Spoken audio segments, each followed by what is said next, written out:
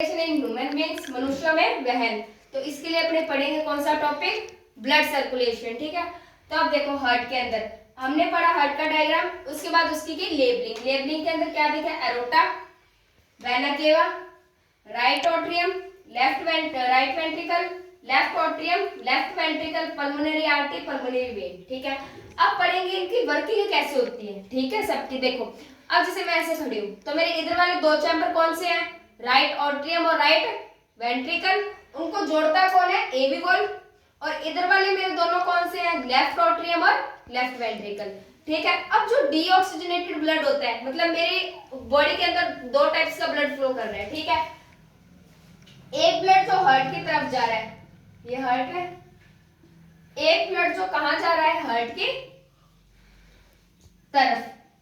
Heart की तरफ जो ब्लड जाता है वो कौन सा होता है, डीऑक्सीजनेटेड।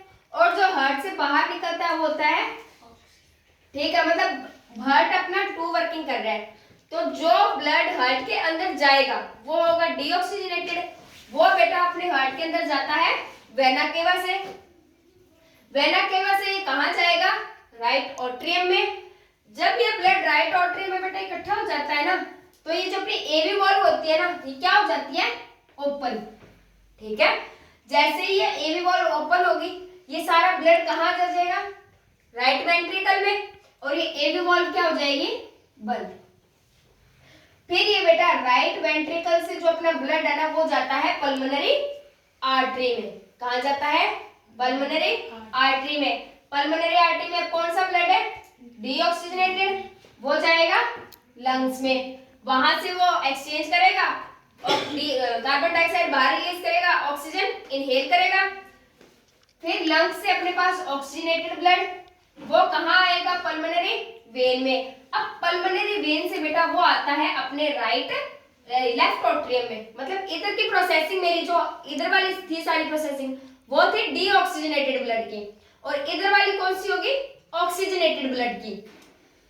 अब ये पल्मोनरी वेन से आया, वो आएगा बेटा राइट लेफ्ट ऑट्रियम में। अब वही सेम प्रोसेस लेफ्ट ऑट्रियम में इकट्ठा होगा। फिर ये दोबारा एवी वॉल्व खुलेगी, वो ब्लड कहां आ जाएगा, लेफ्ट वेंट्रिकल में, और एवी वॉल्व क्या हो जाएगी, बंद। अब बेटा लेफ्ट वेंट्रिकल से वो जाता है एरोटा में, और एरोटा से अपने पूरे बॉडी पार्ट्स में। ठीक है, तो अपनों ने क्या प्रोसेसिंग पढ़ी, वेना केवा से ब्लड आया, कहां आएगा, राइट ऑट्रियम में, एवी वॉल्व खुलेगी राइट वेंट्रिकल में, पल्मोनरी आर्टरी से लंग के पास, लंग से पल्मोनरी वेन में, पल्मोनरी वेन से लेफ्ट ऑट्रियम, लेफ्ट ऑट्रियम की एवी वॉल्व खुलेगी लेफ्ट वेंट्रिकल, और एरोटा से बाहर पूरे बॉडी पार्ट्स के अंदर। ठीक है, ये सारी अपनी प्रोसेसिंग होती है जो अपनों को लिखना है।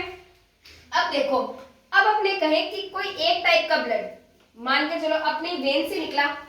फॉर एग्जाम्पल अगर अपने लेके चले कि 1 ml ब्लड था मेरे पास, वो एक बार यहाँ आया है, वो था डीऑक्सीजनेटेड, वो यहाँ से कहाँ गया है, लंग में।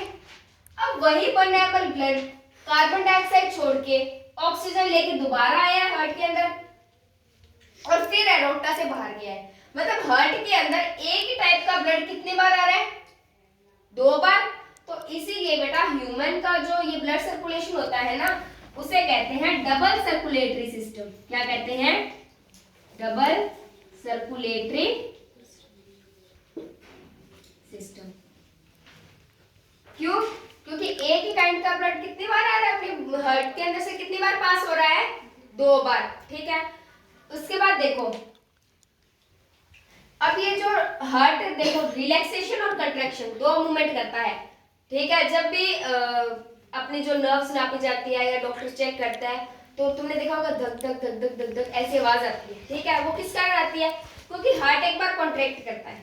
ठीक है, कॉन्ट्रैक्ट कब करता है, जब वो ब्लड अपने अंदर लेता है। एक बार रिलैक्स करता है, रिलैक्स करता है मतलब वो ब्लड बाहर फेंकता है। तो बेटा ये जो कॉन्ट्रैक्शन और रिलैक्सेशन दो कौन